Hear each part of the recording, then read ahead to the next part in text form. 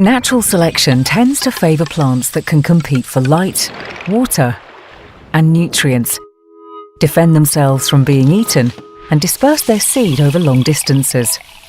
These characteristics are in direct conflict with the goals of agriculture, where farmers want plants to invest as many of their resources as possible into making nutritious, easy-to-harvest products.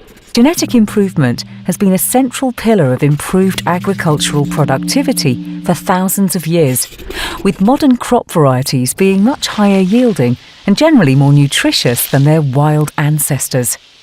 Even with our modern crop varieties, continued improvement is both possible and necessary to meet growing demand. New characteristics can be introduced into crops using either conventional crossbreeding or genetic modification, GM for short.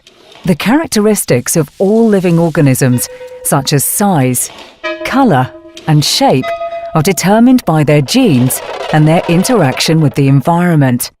With improvements in our knowledge about which plant genes do what, we now know many genes that could contribute to improving sustainable food production. In some cases, conventional breeding will be the best way to deploy these genes. That is, by crossbreeding the crop variety with the plant that contains the genes providing these characteristics. In other cases, GM, where scientists take a gene and insert it directly into a crop, might be easier, or indeed the only way they can be deployed. If you want to discover more about how GM is done, if it's safe and effective, or what GM plants are grown and where, you can find the answers to these and many other questions about GM in the independent fact-based Q&A available on our website.